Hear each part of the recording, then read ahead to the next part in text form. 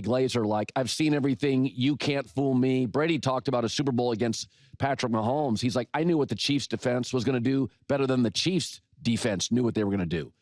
And so, but Brady had a great advantage. He had the best offensive line coach probably ever, Dante Scarnecchia.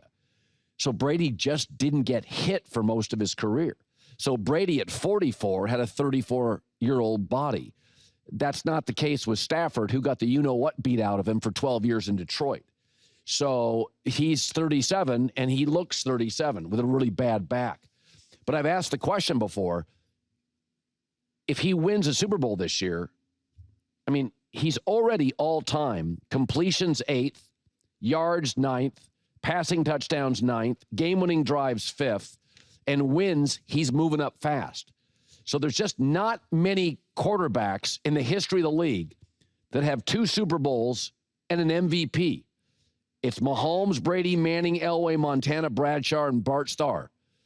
So there's only one quarterback in this league that can go from really, really great to historic. This is it. Quarterbacks with 2 Super Bowl wins and an MVP, at least one. It's all the legends. Mahomes, Peyton, Tom, Elway, Montana, Bradshaw, Bart Starr. Stafford can get into that group. Friends of Chiefs Kingdom, gather round, because tonight we're not just talking about another headline. We're talking about one of those moments that tests the patience, passion, and faith of an entire fan base.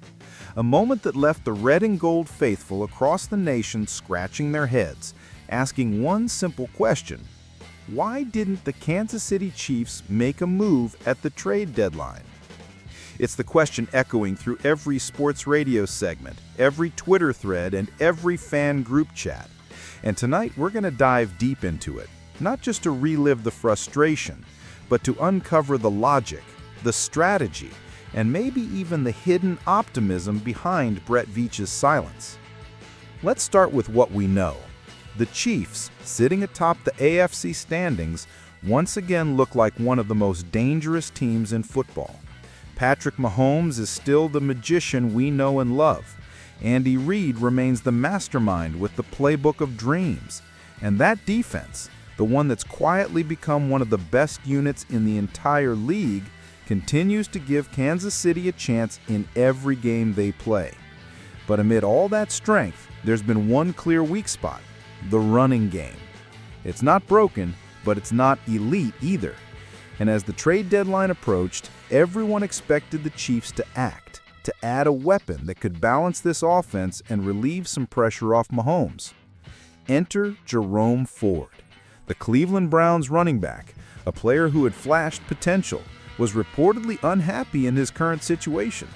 He reposted TikToks about being miserable at work, hinting that he wanted out, that he wanted to play somewhere that mattered, somewhere with championship aspirations.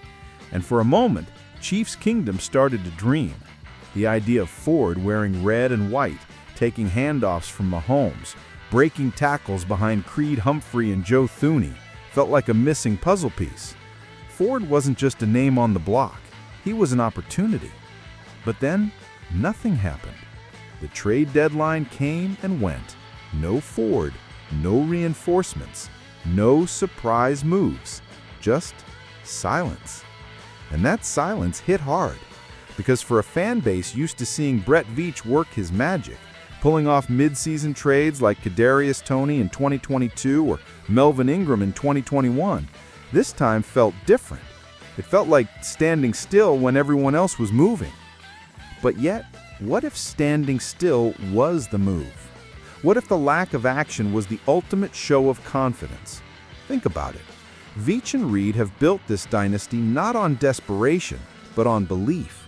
Belief in player development, belief in the next man up, belief in the system.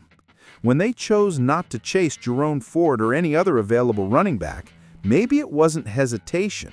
Maybe it was conviction. Conviction that Isaiah Pacheco, even if nursing a minor injury, is still the heartbeat of this offense. Conviction that Clyde Edwards-Helaire could still deliver meaningful snaps. And conviction that the scheme, when fully healthy, could get back to its rhythm. Reports out of Arrowhead suggest that internally, the Chiefs staff sees untapped potential in the young players already on the roster. Andy Reid reportedly praised the emerging versatility of rookie Brashard Smith, who's been showing flashes of explosiveness in practice reps and special teams drills. And let's not forget, this is the same coaching staff that turned seventh-rounders into starters and practice squad hopefuls into Super Bowl contributors. Betting on internal growth has worked before. There's also the big picture factor. The Chiefs are not just trying to win this season, they're managing a dynasty. Every trade, every dollar, every move matters. The front office knows that cap space flexibility will be critical next offseason, especially with contracts like Chris Jones's situation looming. By not forcing a deal for a player like Ford, Kansas City keeps its draft capital intact and its long-term vision clean. Veach might be playing chess while everyone else is still moving checkers. Still, I get it. The frustration is real. When you see other contenders loading up, when you see the Ravens getting deeper, the Eagles making bold moves, the 49ers stacking up weapons, it's hard not to wonder if Kansas City missed an opportunity to stay one step ahead. But remember this, the Chiefs dynasty was never built on reaction. It was built on evolution. It was built on Mahomes making magic out of chaos, on Travis Kelce being unstoppable, and on a coaching staff that knows how to adapt when the lights get bright. So maybe the story here isn't about the trade they didn't make. Maybe it's about the message they sent. We trust who we are. We trust our system. We trust our locker room. And if there's any team in the NFL that's earned the right to make that kind of bet, it's this one. Because every time the world doubts them, every time fans start to panic, Kansas City finds a way to remind us all why they're the gold standard. So let's put it this way. Jerome Ford might have been a nice addition, but he's not the difference between this team being good or great.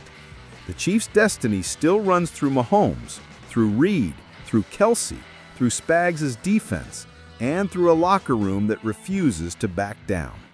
This team is battle-tested, resilient, and built for the moments that matter most. Not the headlines, but the hardware. So here's the question for you, Chiefs Kingdom. Did Brett Veach make a mistake by passing on Jerome Ford, or did he just show once again why Kansas City stays a step ahead of the rest of the league? Drop your thoughts in the comments, tell me where you stand, and let's get the debate going. Don't forget to hit like if you still believe in this team's championship DNA, and make sure you subscribe to Chiefs Kingdom Report for more honest, passionate, and up-to-the-minute coverage of your defending champions. Because whether we trade or not, this kingdom stands strong. And as always, stay loud, stay proud, and stay ready. The road to glory runs right through Arrowhead.